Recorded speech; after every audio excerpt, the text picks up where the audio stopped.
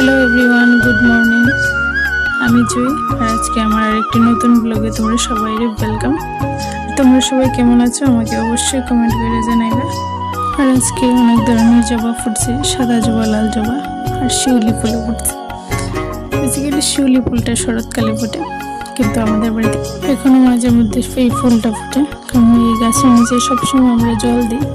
আর এদিকে কাকু আয়া পড়ছে সকাল সকাল। তারপরে আমি একটু স্কিন কেয়ার করে নিলাম। দেন আমি চুল টুল আশ্রয়া সোজা গেলাম চা বসাইতে, কারণ কাকু কইতাছে একটু চা খাইব। তো আমি দিয়ে চাটা করে নিলাম। চাটা কইরা সেরা আমি কাপিটা লইয়া সেরা কাকু আর আমি কাকু কইলাম আমি একটু চা খাইয়া নিলাম। আর এই দেখো, আমার সাথে চা খাইলে সবসময় যাওয়া হয়। আমার জিব্বাটা যতবার আমি চা খাই ততবারই ফিরে যায়। কার কার এরকম হয় আমার অবশ্যই কমেন্ট করে দেবে। তারপরে এদিকে আমি একটু বিছানাটা গুছাই নিতেছি। আর আরেকটা কথা, তোমরা যদি কেউ ভাইবা থাকো যে ভিডিও বানাইবা বাট বানাইতেছো না, মানুষ কি কইব এটা ভাইবা বানাইতেছো না, মানুষ সেটা নিয়ে সমালোচনা করে, দেন মানুষের এইসব করতে থাকে। তুমি যদি ভালো করো এটা নিয়েও মানুষ সমালোচনা করবো, আর খারাপ করলে তো অবভিয়াসলি করবো।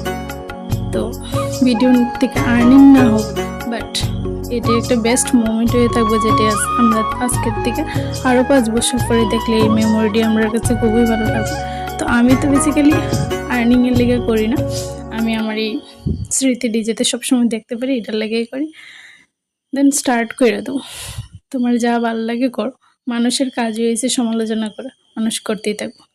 তারপর আমি এদিকে একটু সবাই লেগে ভাত বাইরে নিলাম, আর আমরা এদিকে ভাই বোন সবাই মিললাম ভাত খেয়ে নিলাম, যেটা আমরা সবসময় করি। আর এদিকে দিদি স্কুলের লেগে রেডি হয়ে গেছে, মেজ দিদি। তো গুড্ডু এদিকে থুতু দিয়ে তার জুতা মুছে দিতেছে। কি ভাবো, শুধুমাত্র টিফিনের আশায় মেজ দিদি কইছে যে আমার জুতাটা মুছে দে, তার আমি তোর স্কুল থেকে আইতে তোর লেগে টিফিন আনো। দেন দিদি তো গেল গিয়া।